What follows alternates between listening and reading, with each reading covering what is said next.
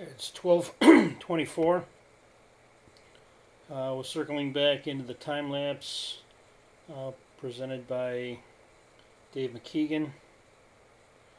I originally thought this had the same interactive effect as the second video, which is longer. Life under the whatever it's called. We can circle back to that later. Was looking at this raked out area of snow. Interesting in itself. It seems to have more like faceting points than a smooth arc.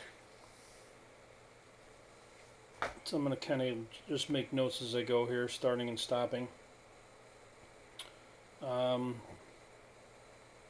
What was pointed out earlier by individuals is divergent shadows.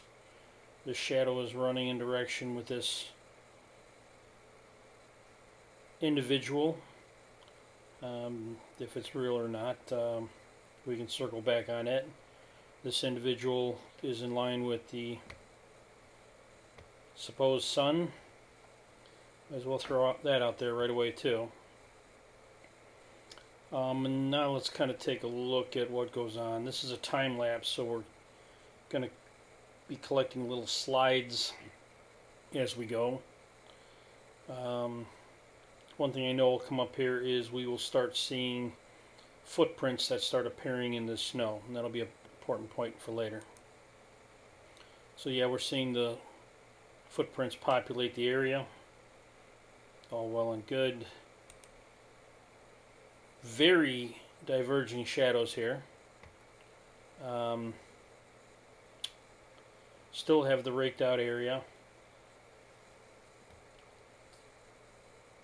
which seems to form a track around whatever is going on here. So we'll continue.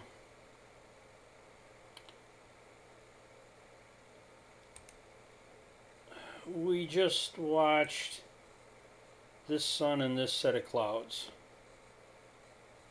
And let's just watch the sun outpace these clouds in its, presumed motion across the sky. We know the sun's in motion. The clouds, it's just odd to me. At different points, people can kind of look at as they come to their own conclusions on this. Again, shadows radically diverging. But we will continue. This table in question now, just take a look around this table. We still have some patterning in the snow. There's going to be people that kind of flash in front of this table several times. But something will be very interesting here. So we continue. There. Everybody was just around there, but in the raked out pattern, to me, I'm not seeing any footprints being left in front of that table. All the dancing around that just happened there, and there's really no footprints being noticed that have been dropped in place. And let's come back and play that over again. The ground has very organized raking patterns to it. You really cannot see footprints like we saw earlier that I pointed out. Dancing around. Little to no movement. There was a little spot right here I just caught. But there was a lot of activity there. Let's go back again.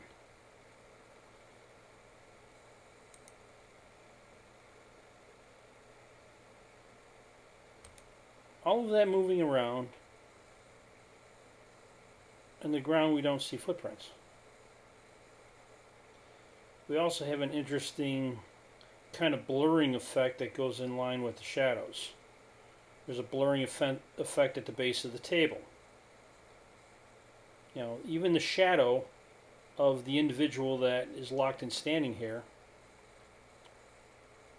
you don't really see. I don't know. To me, the ground doesn't look right with it. Let's go back and play it again. You know, you see a little bit of something behind, but it just, everything looks like a moving blur around it, to me.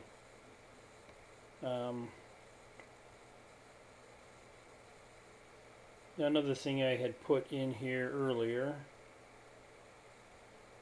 Let's see when we can first start seeing this.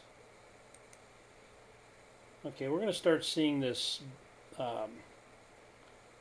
building, shanty, you know, whatever it is, if it's drug out there. And right now, we've seen no activity of, across here, of a snowcat coming in. I guess we might see a little bit of a shadow behind it. Let's back up a couple of frames. The shadow is there, so okay, it could be parked there. Shadow's moving. Boom, wait a second. We caught a little bit of the shadow still there, or in motion. There's a shadow here, and it's still disappearing, and all of a sudden the sandcat, or snowcat I mean, pops into view. Not sure where it came from.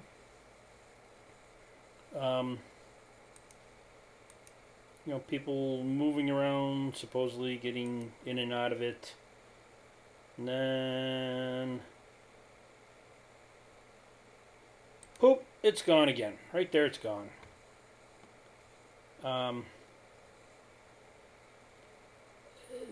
The shadowing here just looks odd to me. It really does.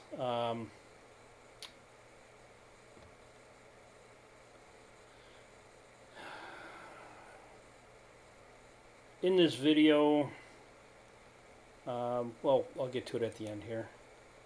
We'll just finish it up. See if there's anything else that catches my eye. We'll cancel this.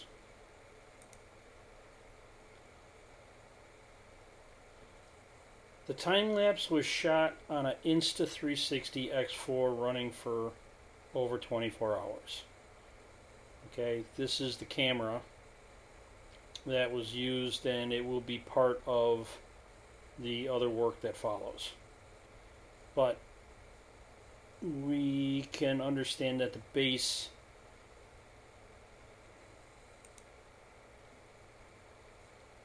shooting of this, to get a time lapse of the base environment, because the base environment is going to be utilized to start the process of a scene that will then be put into virtual reality as far as the presentations that are following. And then on top of that, if it hasn't already been done, which I'm assuming it has, the layers of augmented reality that are placed in on top of it. If they've already gone through one rendition of augmented reality, it's probably to populate the scene with the supposed sun. And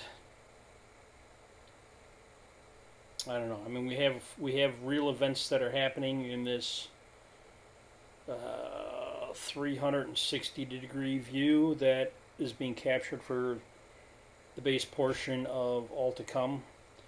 And I don't know. I think at this point we're starting to identify that the narrative, the scene, the movie is, you know, in the process of being constructed.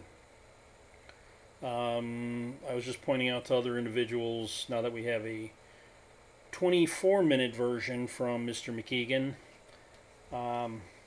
certain functionality in the virtual renditions. And it's just interesting things to point out as we try to establish exactly what is happening here. Thank you.